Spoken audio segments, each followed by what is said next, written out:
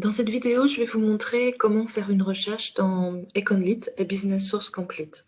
Ce sont deux bases qui sont publiées par EBSCO, un producteur de ressources électroniques. Nous allons passer pour les chercher cette fois par les bases de données, qui est une liste A to Z, de A à Z, de toutes les bases de données auxquelles la bibliothèque est abonnée. Nous allons d'abord chercher Econlit. Voilà, base bibliographique de l'American Economic Association, qui est donc hébergée chez EBSCO,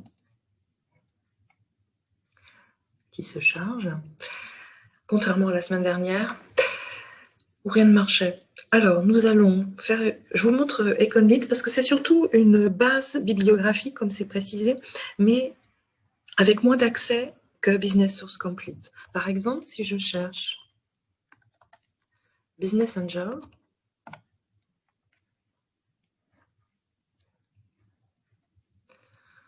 vous voyez les titres, vous en avez 221. On va en prendre celui-ci. Vous voyez que je n'ai pas d'accès direct à l'article. Je clique sur la notice détaillée de l'article. Vous voyez qu'il ne me propose pas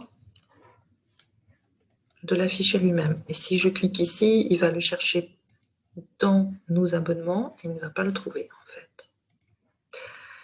Mais vous avez la description de l'article, y compris le DOI, pour faire une recherche par exemple dans Summon si vous le copiez. Pourquoi je vous montre Econlit? Parce qu'elle ne va chercher cette base que dans des revues universitaires, c'est-à-dire que vous pouvez les utiliser pour vos recherches. Mais donc, comme je vous précisais, l'accès est parfois limité. Voilà, mais vous avez quand même énormément de ressources intéressantes pour vos recherches. Je vais vous montrer ce qui va être surtout le sujet de votre séance aujourd'hui, Business Source Complete, que nous avions vu la semaine dernière pour les recherches sur les profils de société. Cette fois-ci, nous allons faire une véritable recherche documentaire dans Business Source Complete. Vous voyez que l'interface est beaucoup plus riche. Donc, vous avez ici les profils d'entreprise que nous avions vus la semaine dernière. Vous avez la possibilité de faire des dossiers, c'est-à-dire d'enregistrer pour le temps de la session les références que vous sélectionnez. Et puis, toute une interface que vous allez... le but de la séance, c'est que vous fassiez le quiz qui suit, qui va vous montrer les différentes fonctionnalités de cette base, qui est plus compliquée que Econlit, mais plus complète également. Si je refais cette même recherche, Business Angel,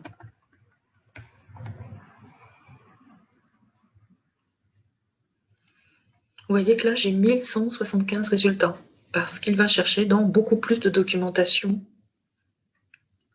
que Econlit.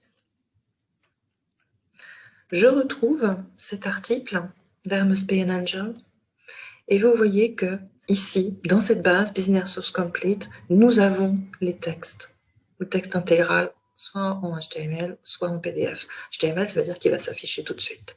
Donc, vous pouvez le télécharger le PDF également. Si je vais sur la description, la notice détaillée,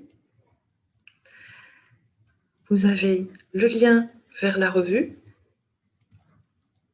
qui va vous préciser, voilà, texte intégral, chez quel éditeur, les différentes années de la revue, avec un embargo 18 mois. Un embargo, ça veut dire que les 18 derniers mois publiés ne sont pas disponibles. Je reviens sur la notice de l'article, avec des mots-clés, c'est fourni par l'auteur, des termes de sujet, le résumé et l'article en HTML. Et vous voyez que dès qu'il est disponible en HTML, vous avez aussi la possibilité qu'il vous soit lu avec différents accents. Ça peut être intéressant si jamais vous devez faire un stage, par exemple, en Angleterre, d'avoir l'accent anglais déjà dans l'oreille.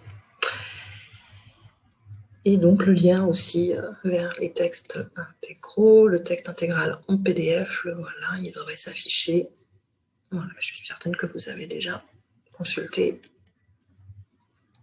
Voilà. Ici, vous avez toutes les possibilités de sauvegarde, d'impression, lien vers le Google Drive. Vous avez les citations, ici, voilà.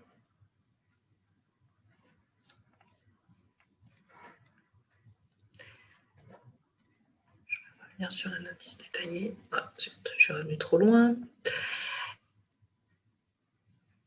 Toutes ces fonctions-là vont donc être différentes selon ce que va vous offrir l'article, hein, puisque si je reviens, non, en fait, c'est bien là que je voulais aller, sur la liste des résultats, puisque vous voyez que pour certains résultats, vous n'avez pas l'option HTML et PDF pour le texte intégral.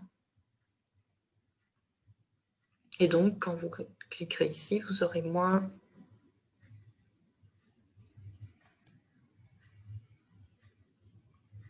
de fonctions offertes.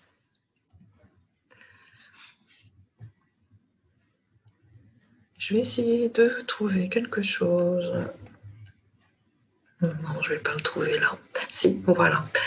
Juste une petite chose pour la base Sciences Directes, que je vous rappelle, parce qu'on va trouver beaucoup de choses sur cette base Sciences Directes chez l'éditeur Elsevier. Il faut que vous vous assuriez que vous êtes bien connecté et on n'est pas sur la bonne base. Il faut que vous changiez l'organisation, c'est-à-dire que vous choisissiez l'université. Et là, vous pouvez télécharger le PDF. Ce que ne vous offre pas, vous avez l'article carrément ici, ce que ne vous offrait pas l'autre organisation qui est connectée. Voilà. En sachant bien sûr qu'il faut, si vous êtes en accès distant, vous devez passer avant par l'identifiant du CAS.